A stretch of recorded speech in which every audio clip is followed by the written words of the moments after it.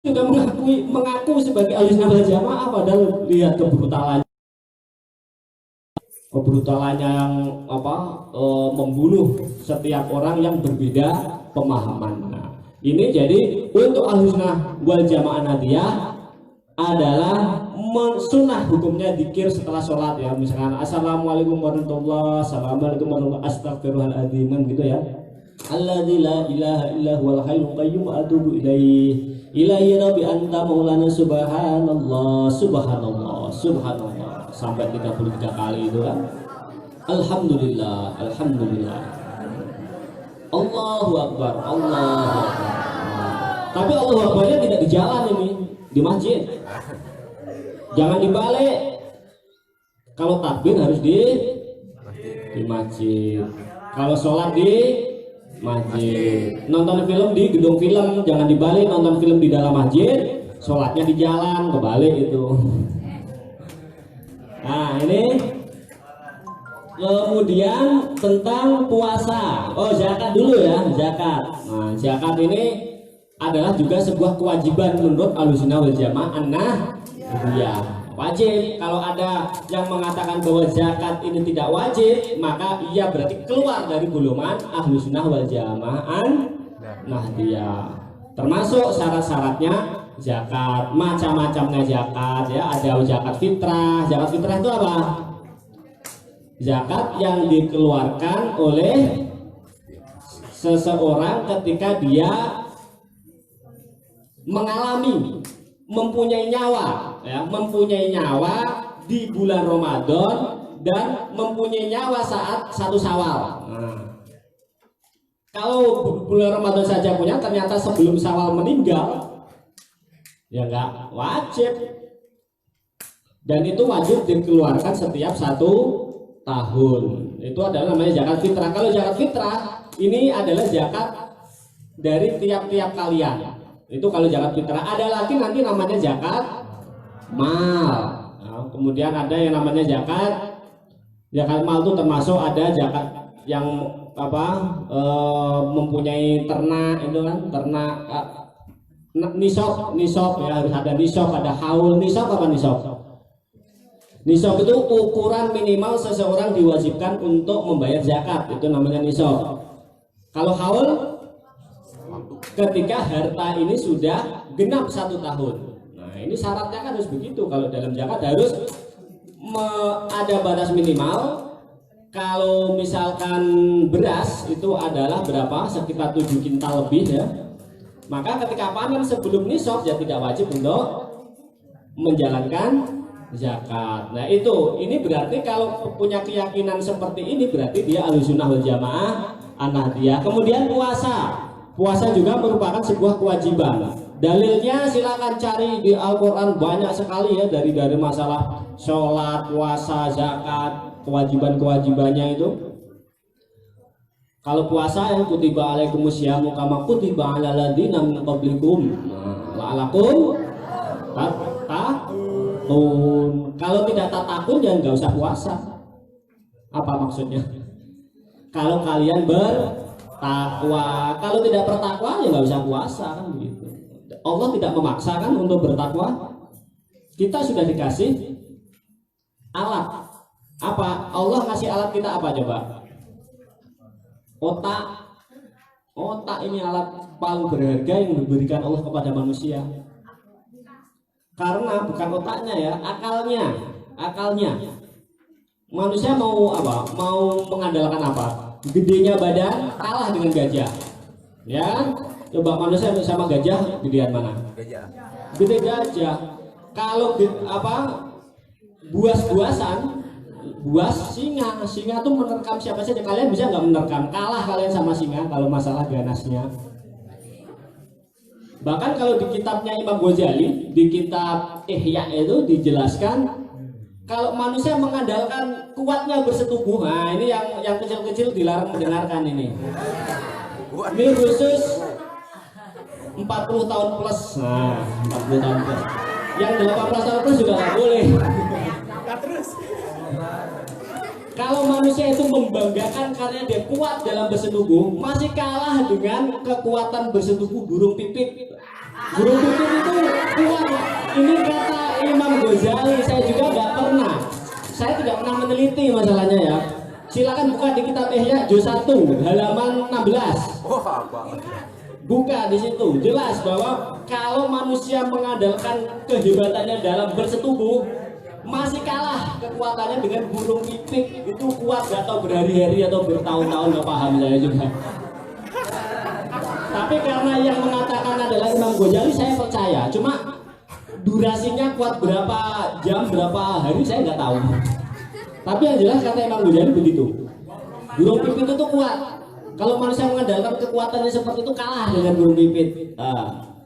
Nah itu adalah makanya manusia dikasih apa tadi? Dikasih otak sebagai apa? Sebagai pembeda dengan hewan yang lain. Manusia itu apa? Al-insan adalah hayawanun natik. Kalau nggak ada natiknya berarti hayawan. Ya kan? Hayawan itu apa artinya? Hewan. Berarti manusia itu hewan. Anatiku yang berakal. Berarti kalau hilang anatiknya jadi al-insanu al-hayawan. Manusia itu ya hewan. Kalau tidak ada anatik. Nah, itu makanya kita harus tahu bahwa kita ini adalah yang membedakan kita dengan makhluk lainnya adalah akalnya tadi. Makanya harus berpuasa ya, harus berpuasa termasuk salah satu kewajiban tadi. Sebagaimana dalil tadi ya, kutiba alaikumusiyam la'allakum tattaqun. Kita bisa bertakwa karena kita punya akal tadi. Tapi ya terserah, kalau kalian tidak termasuk bagian daripada la'allakum tattaqun, ya tidak usah kutiba alaikumusiyam, nggak apa-apa. Nggak puasa silahkan, tapi tidak termasuk dari bagian orang-orang yang bertakwa yang nanti mendapatkan pahala yang besar di sisi Allah Subhanahu wa Ta'ala. Pengen masuk surga enggak?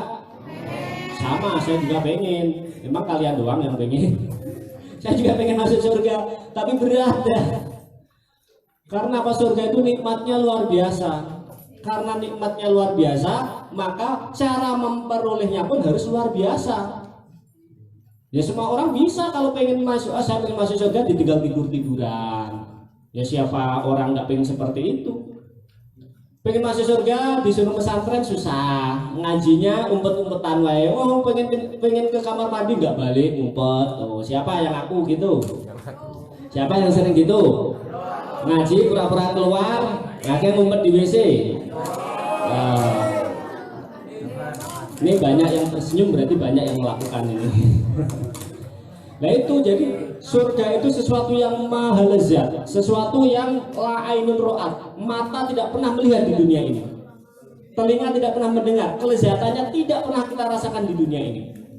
Nah karena sesuatu yang sangat luar biasa, maka cara memperolehnya juga jangan dianggap biasa-biasa saja, tidak. Cara memperolehnya juga harus dengan cara yang luar biasa. Kalian harus sungguh-sungguh belajar, sungguh-sungguh mengaji, sungguh-sungguh berdoa. Jangan lelah untuk selalu beribadah kepada Allah. Jangan lelah untuk berjuang menegakkan Ahlussunnah wal Jamaah. Nah itu berat. Kalau mudah misalkan masuk surga bisa dicapai hanya dengan tidur-tiduran, saya daftar nomor 1. Daftar saya nomor 1, misalkan surga bisa dicapai dengan tidur-tiduran, tidak mau mengaji, tidak mau mesantren, tidak mau sholat. Nah, saya daftar nomor 1 itu. Kalian pengen daftar nggak kalau ada tiket seperti itu? Atau masuk surga hanya modal teriak-teriak saja? Wah, saya daftar itu. Udah ikut saya pasti masuk surga, ikut jihad saya. Nah, saya mau daftar tapi ternyata kan tidak menjamin seperti itu. Makanya surga itu sesuatu yang indah, maka dicapainya pun harus dengan sesuatu yang indah pula. Nah itu ya, makanya kutiba alaikumusiyam dan sebagainya. Ini mungkin saya jelaskan sampai itu saja. Kalau sebenarnya ini baru dasar ya, masih banyak materinya, ada 25. Takutnya ini waktunya sampai jam berapa sih? 6 sampai jam berapa 6? Terserah saya, ya udah sampai setahun ke depan nggak apa-apa berarti.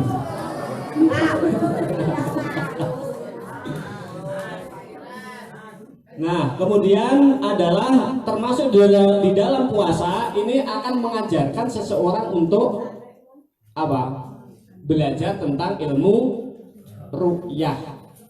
Nah, maka Ahlussunnah wal Jamaah Nadiyah ini meyakini bahwa dalam menentukan awal bulan awal bulan Syawal, awal bulan Ramadan ini harus ditempuh dengan dua metode. Tidak bisa mengandalkan satu metode kalau dalam Ahlussunnah wal Jamaah, yaitu pertama pakai metode hisab. Apa itu metode hisab? Perhitungan lewat ilmu astronomi. Apa ilmu astronomi? Ilmu peredaran bulan, bintang, matahari ini. Jadi dihitung kira-kira bulan ini beredarnya nanti pas hari ini berapa derajat ketinggiannya. Kalau bulan sudah kelihatan berarti menandakan itu bulan Syawal tiba. Nah itu dihitung dulu, dihitungnya lewat namanya ilmu falak kalau di dalam disiplin disiplin pesantren. Dan dihitung dulu, tapi apakah kita langsung bisa menyimpulkan ketika hitungan ini jatuh pada hari Senin langsung kita menyatakan hari Senin harus puasa? Tidak bisa. Kalau kita ikut Thariqah Ahlussunnah wal Jamaah An-Nahdiyah, maka setelah kita selesai menghisab, bukan menghisab rokok, menghisab ini maksudnya menghisab tanggal tadi, maka kita harus membuktikan hisab kita itu dengan ru'yah, harus dilihat secara observasi, secara kenyataannya. Maka ketika ada pemahaman yang tidak menyertakan ru'yah dalam menentukan awal tahun Ramadan atau awal tahun Syawal, dipastikan itu bukan dari Ahlussunnah wal Jamaah An-Nahdiyah. Kalau Ahlussunnah wal Jamaah saja ya silahkan, tapi dia tidak berhak untuk mendapatkan gelar An-Nahdiyahnya. Nah itu. Termasuk di dalam puasa ada tentang kesunahan untuk tadarus. Tadarus itu apa? Ya membaca Quran bareng-bareng setelah tarawih kayak gitu, itu tadarus biasanya. Itu sebagai syiar kita bahwa memang dalam bulan Ramadan adalah bulan Al-Quran. Termasuk di dalam Ramadan diturunkan yang namanya apa? Malam istimewa Lailatul Qadar. Inna anzalnahu fi lailatul qadar. Lailatul Qadri khairum min alfi syahr. Nah, itu kan. Jadi pada bulan Ramadan itulah Allah menurunkan malam istimewa yang dinamakan dengan malam Lailatul Qadar. Yang mana malam Lailatul Qadar ini adalah 1000 bulan lebih baik dibanding dengan malam-malam di luar dari malam Lailatul Qadar. Nah, ini termasuk bagian dari keyakinan kita. Makanya ada kesunahan untuk taqarrub ilallah setelah 10 hari terakhir dari bulan Ramadan. Kemudian apalagi termasuk kunut witir dalam sudah memasuki 15 hari ini disunahkan untuk kunuh dalam sholat witir ya. Terus itu ya dalam puasa itu adalah menahan diri dari segala hal yang membatalkan, dari terbitnya matahari sampai tenggelamnya matahari. Sesuatu yang membatalkan puasa itu apa? Makan, minum, apalagi yang tidak disebutkan satu persatu. Nah, banyak pokoknya nggak usah disebutkan satu persatu, habis waktunya nanti. Nah itu. Kemudian yang terakhir dari Ahlussunnah wal Jamaah Nahdiyah dari sisi ubudiyahnya, dari sisi rukun Islamnya adalah haji. Ibadah haji tadi sudah saya singgung di awal. Kewajiban haji ini nanti akan bersinggungan pula dengan adanya walimah. Kan dalam haji kita ada walimatus safar. Jadi dalam Islam tuh banyak sekali acaranya. Walimah akhirnya kita dikasih makan gratis. Suka nggak datang ke walimah? Kalau ke walimah yang diincar apa? Es krim, sate. Lalu amplopnya cuma 10.000 yang diincar sate. Ya harus imbang lah, kalau ngincer sate amplopnya 50.000 begitu. Yang diincar sate amplopnya cuma 10.000. Pengennya sate, es krim, apalagi bakso. Nah, kayak saya saja itu berarti. Nah itu termasuk ajaran walimah adalah pergi haji ya. Kemudian selain walimah adalah ini ada kesunahan untuk ziarah ke makam Rasulullah Shallallahu Alaihi Wasallam. Nah ini termasuk jasa daripada ulama Nahdlatul Ulama tadi, karena memang dulu dalam sejarah singkatnya Nahdlatul Ulama berdiri karena untuk mempertahankan makam Rasulullah agar tidak dipindah dari tempat semula. Dikhawatirkan nanti akan hilang situs-situsnya yang ada itu.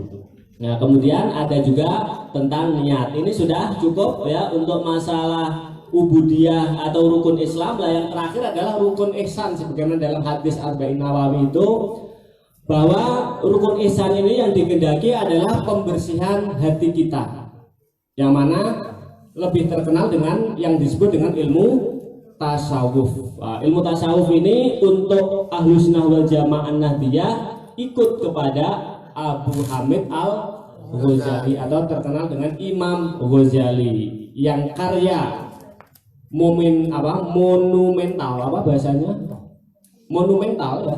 Nah karya monumentalnya adalah kitab Ihya Ulumuddin itu.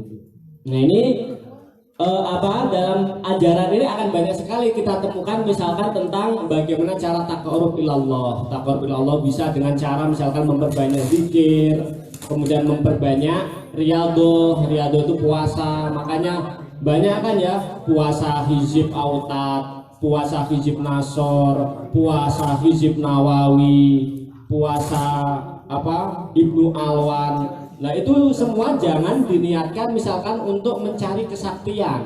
Tidak, itu adalah salah satu niat kita ketika kita melakukan puasa-puasa itu adalah untuk taqarrub ilallah. Karena apa, dulu Nabi Muhammad kan puasanya juga luar biasa, maka kita mengikuti Nabi Muhammad banyak puasa dengan misalkan kita lewat cara-cara seperti itu.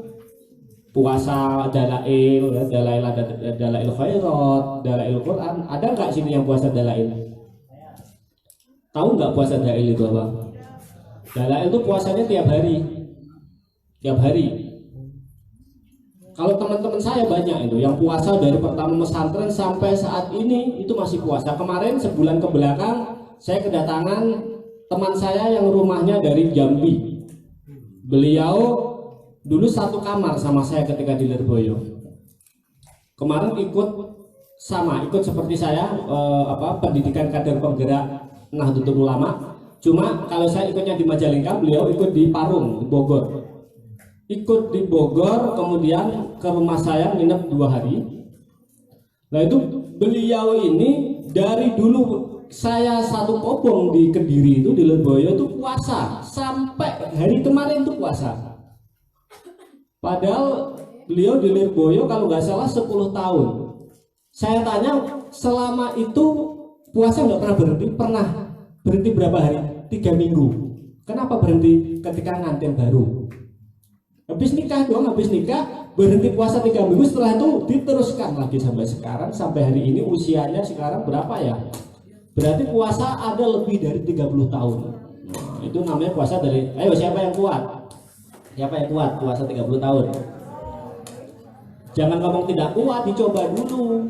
Kalau saya puasa tapi kalau ada air saya minum. Niatnya nggak minum, saya niatnya menghormati yang menyuguhin gitu loh ya. Makanya kalau saya jangan disuguhin, kalau nggak disuguhin saya minta. Masalahnya kan haus.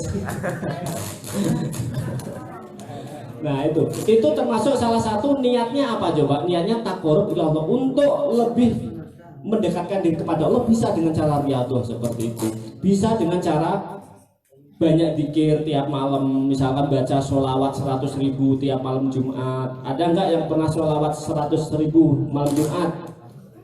Silakan dicoba dari jam 12 sampai jam 3. Kuat nggak? Kuat, nggak usah ngomong nggak kuat, harus dilakukan kuat. Mau 3 jam ngobrol aja kuat, masa sholawat baca sholawat. Coba siapa yang nggak kuat ngobrol 3 jam dari pagi sampai sore itu di masjid ngobrol sampai gelasnya itu kosong, ada lalat sampai sudah habis kopinya, itu kuat saja kan? Apa bedanya ngobrol sama zikir? Ayo Bahkan kalau ngobrol kan banyak mengeluarkan tenaga, kalau dikir kan nggak diem aja gini. Sallallahu alaihi Muhammad, sallallahu alaihi Muhammad, sallallahu alaihi Muhammad. 3 jam dari jam 12 sampai jam 3. Yang kuat daftar saya mau ikut. Biar sama-sama kuat gitu maksudnya. Nah, itu adalah termasuk salah satu cara taqarrub ilallah yang diajarkan oleh para ulama sufi. Jadi ketika ada orang yang mengatakan bahwa jalan tasawuf ini adalah sesat, misalkan ada orang yang mengatakan bahwa ajaran tasawuf ini sesat, ajaran tasawuf ini bid'ah, dipastikan bahwa orang itu bukan dari golongan ahlu sunnah wal jamaah. Nah, dia pernah dengar gak ada yang mengatakan kalau tasawuf itu sesat? Belum berarti. Kalau nanti semakin tinggi, kalau di kuliah nanti akan banyak menemukan paham-paham yang beraneka warna. Makanya ini kita bekali dengan seperti ini supaya nanti kalian mau berada kemana-mana pun harus pegang apa yang ada di sini yang sudah saya jelaskan tadi. Ketika kalian menemukan paham-paham yang di luar seperti yang sudah kita terangkan tadi, jangan mudah untuk diikuti. Ini dari segi amaliyahnya. Nanti masalah kenegaraan saya singgung sedikit. Kemudian tentang sabar, tawakal, zuhud, ada mahabbah ya.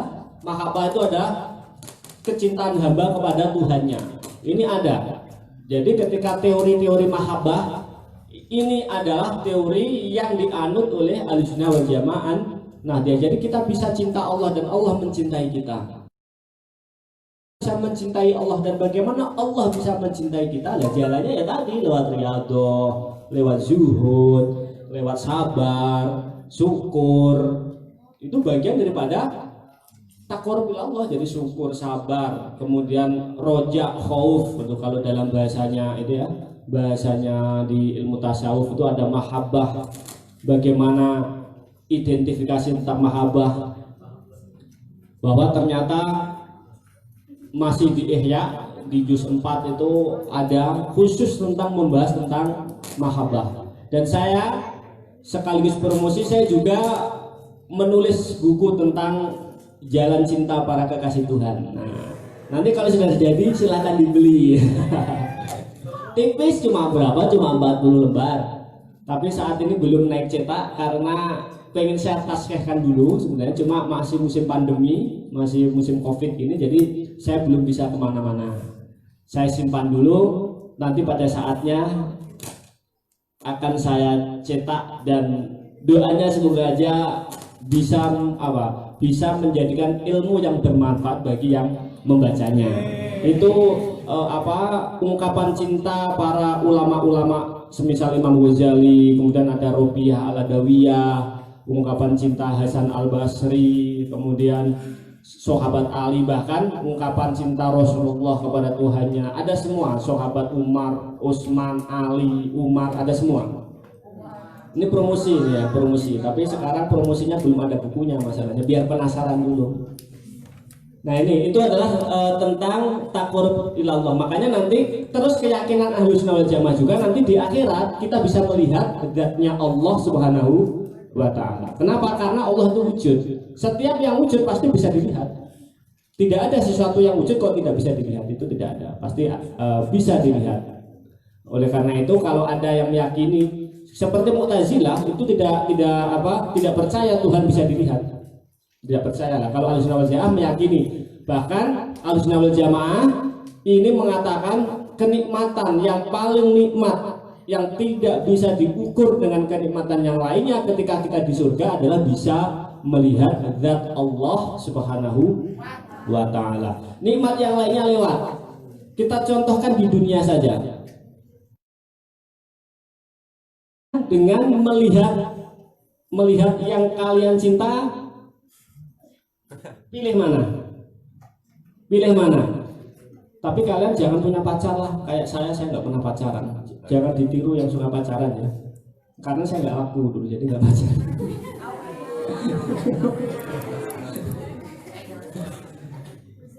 Kita ibaratkan saja begini. Biasanya orang kalau sudah jatuh cinta, itu siapa itu? Zulaiha. Tahu cerita Nabi Yusuf ketika sudah di mabuk asmara.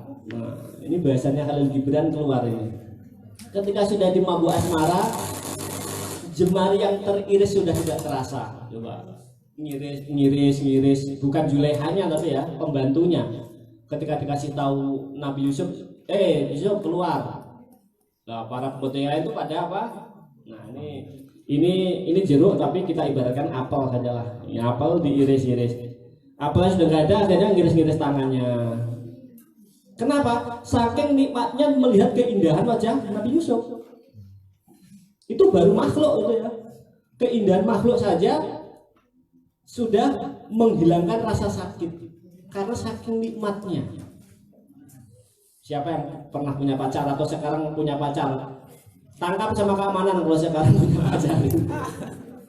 Berarti kalau saya tanya siapa yang punya pacar, nggak bakalan ada yang ngaku ini ya. Nggak ada yang ngaku, ya udahlah. Saya umpamakan saja, misalkan kalian punya pacar dan saya pengalaman, saya udahlah contohnya saya saja sama istri. Dulu pertama ketika kenalan, ketika kenalan itu ya ada kue di sini, terus saya memandang calon istri saya itu sampai lupa saya makan ini karena saking nikmatnya memandang calon istri. Tuh. Ya, iya. Kalau disuruh ngobrol 3 jam 4 jam tuh nggak kerasa, saking menikmati ngobrol dengan sesuatu yang dicintainya. Ini bayangan di dunia ini ya. Ini bayangan di dunia seperti ini. Apalagi pada cinta kepada makhluk ini tidak ada yang namanya cinta sejati. Karena cinta kepada makhluk akan berakhir. Siapapun yang kita cintai pasti akan kita tinggalkan. Minimal dengan kematian. Kamu cinta mati kepada suami istri, pasti suatu saat akan dipisahkan dengan kematian. Makanya tidak ada cinta sejati. Kalau ada yang ngomong cinta sejati, gombal. Nah, yang senyum ini ngaku ini, yang ketawa ini ngaku berarti. Kalau ada yang ngomong saya cinta mati kepada kamu, ya, cinta sejati hanya kamu. Gombal, bohong, nggak ada. Mana makhluk cinta sejati itu nggak ada. Paling ya menginginkan sesuatu di baliknya, nggak tahu yang diinginkan tuh apanya pasti ya. Nah, itu baru cinta kepada makhluk ya. Cinta kepada makhluk itu seperti itu. Sampai lupa, itu pengalaman pribadi saya kan begitu, ketika sudah memandang pada kenikmatan orang yang kita cinta itu lupa segala. Bahkan ngobrol 6 jam 7 jam tuh rasanya cuma 1 menit, iya nggak? Kalian ketemu orang tua kalian dijenguk saking kangennya, rindu berat. Ngobrol sudah 6 jam sama keamanan dan dobrak jam, besok sudah habis. Tuh, kirain baru 1 menit kan begitu. Ya enggak? Karena saking cintanya, saking rindunya kita kepada orang tua. Apalagi kalau kita mempunyai rasa. Makanya kenikmatan terindah di surga adalah kenikmatan ketika kita bisa bermesraan dan melihat dengan nyata zat Allah Subhanahu wa ta'ala. Itu adalah keyakinan Ahlussunnah wal Jamaah. Iya. Percaya nggak dengan ini? Kalau nggak percaya berarti bukan Ahlussunnah wal Jamaah dia. Harus percaya ini. Nah itu ya, terakhir itu bahwa dalam keyakinan Ahlussunnah wal Jamaah dia itu seperti ini penjelasannya, bahwa dalam akidah kita mengikuti Abu Hasyim Al-Asy'ari tadi, dalam syariah kita mengikuti kepada Imam Syafi'i, dalam tasawuf kita mengikuti kepada Imam Al-Ghazali. Cinta Imam Ghazali tapi diajak ngaji Ihya nggak mau. Nah, berarti cintanya cinta palsu, cinta dusta. Ya kan, cintanya dusta, cinta kok tapi disuruh bertemu kok nggak mau. Kita mengaji kitab Ihya kan seolah-olah kita diceramai oleh Imam Ghazali kan, berarti kita bertemu dengan Imam Ghazali. Mengaku Ahlussunnah wal Jamaah dia diajak ngaji Ihya kok susah. Siapa itu? Ada yang ngaku sendiri kan? Itu hubungannya dengan keyakinan sehari-hari. Sekarang akan kita singgung sedikit ya tentang masalah hubungannya Aswaja An-Nahdiyah dengan negara. Bahwa sebenarnya Aswaja An-Nahdiyah ini adalah representasi. Apa representasi itu? Cermin daripada negara Indonesia. Sehingga khususnya An-Nahdiyah ini pada dasarnya kita kan harus mengikuti kepada akidah, syariah, tasawuf, terus ada satu lagi. An-Nahdiyahnya ini adalah budaya. Jadi Ahlussunnah wal Jamaah Nahdiyah adalah ajaran yang meyakini terhadap akidah, syariah, dan tasawuf ditambah dengan tidak meninggalkan budaya Indonesia. Makanya hanya Ahlussunnah wal Jamaah Nahdiyah yang welcome terhadap budaya selama budaya ini tidak melanggar syariat Islam. Misalkan budaya mabuk-mabukan ya tidak boleh. Seperti dulu kan banyak ya budaya apa? Budaya misalkan di kuburan gitu kan suka makan-makan ya. Nah, akhirnya oleh ulama tidak dilarang karena apa? Ya memang haram makan di dalam kuburan itu haram ya. Oleh ulama digeser di luar kuburan. Akhirnya makan-makannya di pintu kuburan. Enggak apa-apa, bukan di kuburan. Yang haram itu kan makan di dalam kuburan. Kalau di pinggirnya ya nggak apa-apa. Tahlilan, ya kan? Dulu tahlilan itu kan dipakai apa coba? Yang meninggal, kemudian diisi misalnya dengan mabuk-mabukan, diisi dengan main remi, bunga remi yang pakai uang itu apa namanya? Perjudian. Nah, akhirnya oleh ulama tidak dihilangkan itu tidak, tapi apa diganti, diisi dengan bacaan surat Al-Baqarah, Alif Lam Mim, dzalikal kitabul la raiba fihi hudal lil muttaqin alladzina yu'minuna. Nah, terus kan ya. Bil ghaibi wa yuqimuna sholata wa mimma razaqnahum yunfiqun. Nah, itu kan diteruskan ke sana.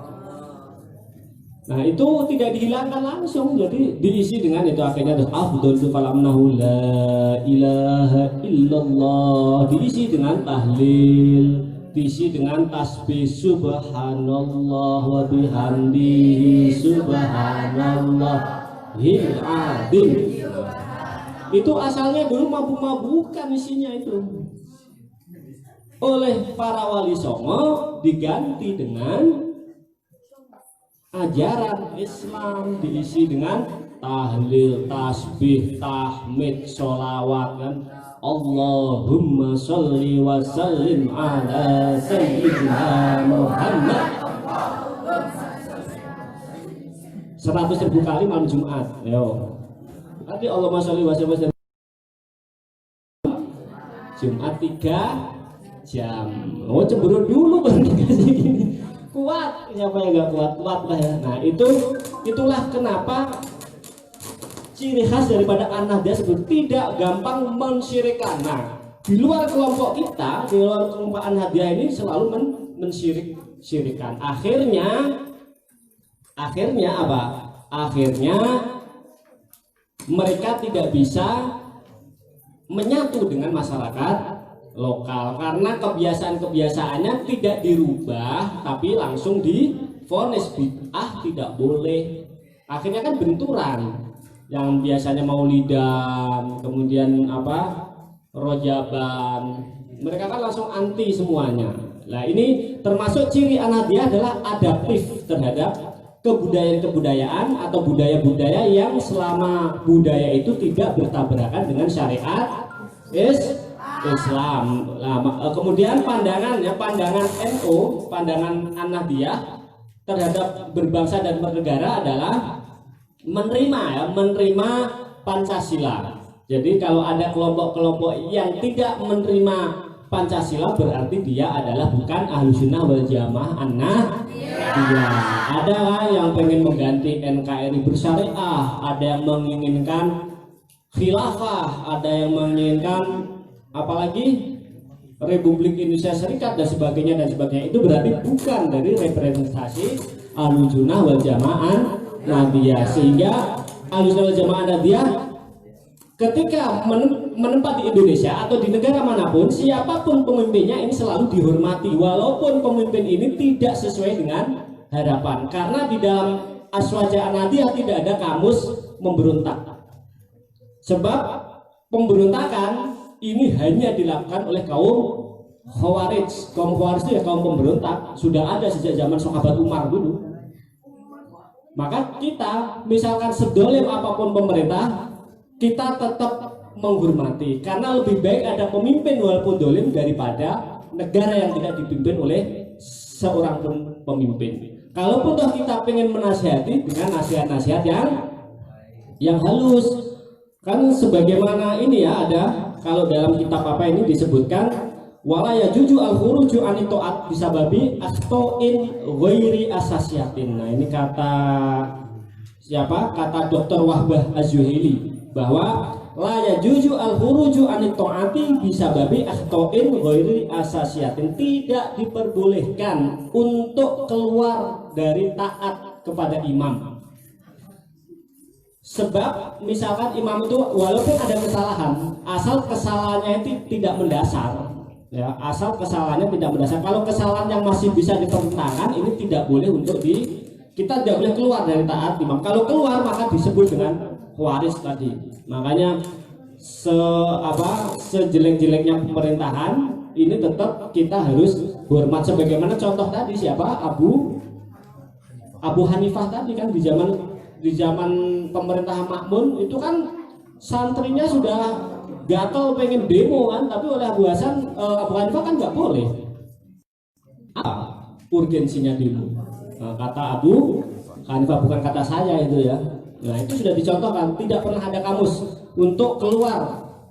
Atau kalaupun toh misalkan mengkritik ini ada etikanya ya. Etika kritik itu ini ada di sini, kata Rasulullah, man kanat indahu nasihatun lidu sultan fala yukallimhu biha alaniyah. Jika kita menghendaki untuk memberikan nasihat kepada pemimpin, maka janganlah engkau memberikan nasihat itu secara terang-terangan, tidak malah diumbar ke publik. Kamu salahnya ini, kamu begini, kamu di depan sampai seluruh dunia tahu. Ini namanya menghancurkan wibawa pemerintah. Ini dilarang di dalam aswaja an-nahyah, tidak boleh. Terus bagaimana caranya ketika kita tahu bahwa pemerintah ini melanggar? Apa yang harus kita lakukan ketika pemerintah ini salah? Nah, ini wal ya'khud biyadihi fal yakhlu bihi.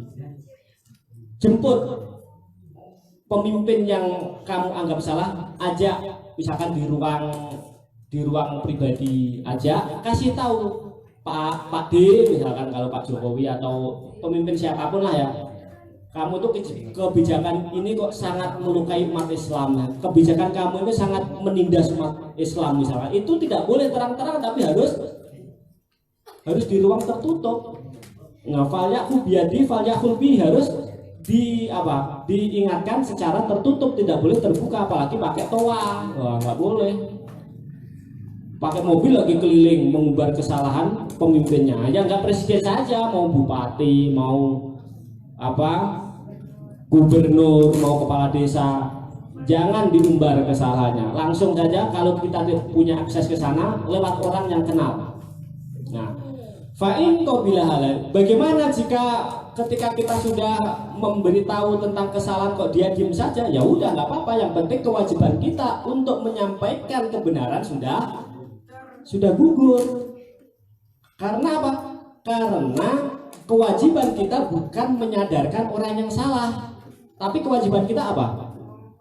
Kewajiban kita adalah menyampaikan kebenaran.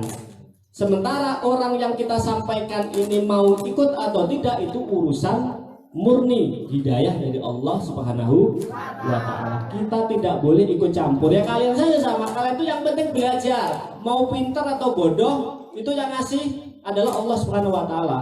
Tapi kalau nggak mau belajar, bodoh, jangan salahkan Allah. Itu kan kamu saja yang malas, ngaji tidur wae kok, juga nggak pernah masuk. Tapi yang penting ngaji kan, yang penting mengaji, yang penting belajar. Masalah dikasih kecerdasan, masalah dikasih kepahaman tentang ngajinya, tentang pelajarannya, itu adalah murni bonus dari Allah Subhanahu wa ta'ala. Kewajiban kita adalah tholabul ilmi. Kita yang penting mencari ilmu, ya kan? Yang penting mencari ilmu, itu kewajiban kita.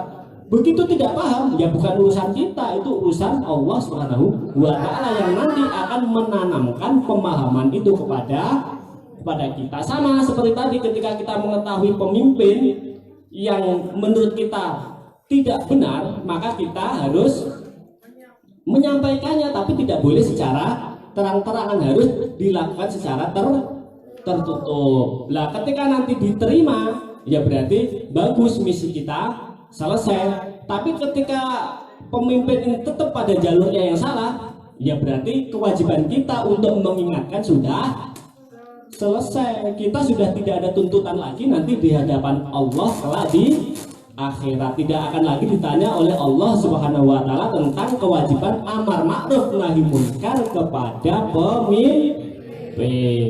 Masih terus? Sudah.